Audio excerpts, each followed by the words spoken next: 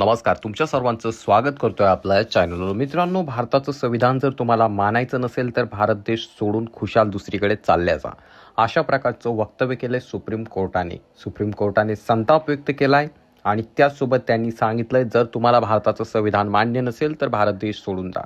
तर नेमकं का घडलंय, सुप्रीम कोर्टाचे जज का संतापलेत आणि त्यांनी असं वक्तव्य का केलं, कोणाला झापलं, संपूर्ण माहिती आपण जाणून घेणार आहोत. परंतु तत्पूर्वी तुम्हाला विनंती असेल, आपल्या चॅनलवरती तुम्ही जर नवीन असाल तर चॅनलला नक्कीच सबस्क्राईब करा. मित्रांनो, जेव्हा जेव्हा भारतीय संविधानाची वाचवण्याची वेळ येते किंवा भारतीय संविधानाबद्दल कुठे काही घडलं जातं तेव्हा जे आहे सुप्रीम कोर्टाकडे सर्वांच्या नजरा वळतात. परंतु सुप्रीम कोर्टाने यावेळेस थेट असं वक्तव्य केलंय जेणेकरून पुन्हा एकदा सुप्रीम कोर्टाचा सर्वांना गर्व वाटायला लागलेला आहे. आणि एका केसबद्दल बोलत असताना, एका केसमध्ये जजमेंट देत असताना सुप्रीम कोर्टाने थेट वक्तव्य केलंय जर तुम्हाला भारतीय संविधान मानायचं नसेल तर आमचा देश खुशाल सोडून जा. तर त्याचं नेमकं झालं काय?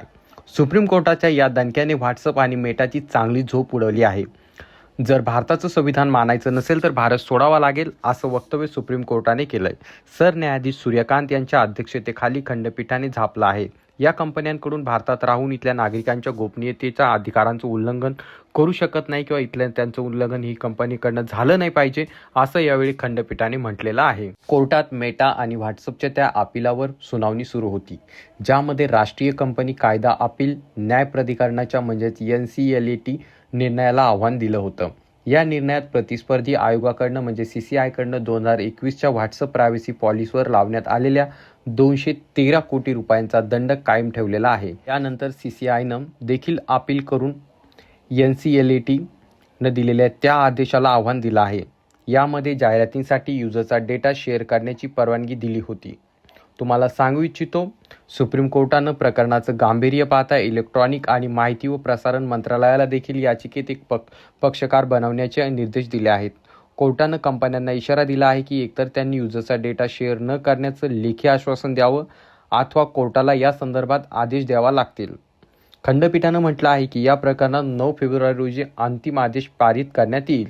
आणि त्याचसोबत त्या सुनावणीच्या दरम्यान ज्या सरन्यायाधीशांनी व्हॉट्सअपच्या प्रायव्हसी पॉलिसीच्या भाषेवरती गंभीर प्रश्न उपस्थित केले आहेत. त्यांनी म्हटलं आहे गोपनीयतेचा अधिकार या देशातील खूप महत्त्वाचा असून कंपन्यांनी याचं उल्लंघन करू नये.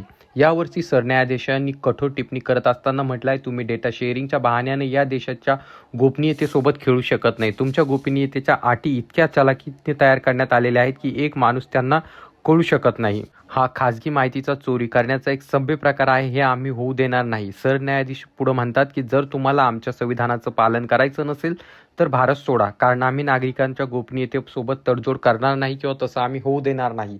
या ठिकाणी बोलत असताना त्यांनी थेट मोठमोठ्या कंपन्यांबद्दल असं वक्तव्य केल्यानंतर सर्वांच्याच त्या ठिकाणी नजरा ओढलेल्या आहेत. तरी तुमचं याबाबत काय मत आहे खाली कॉमेंट करून सांगा. चॅनलवरती नवीन असाल तर चॅनलला नक्कीच सबस्क्राईब करा.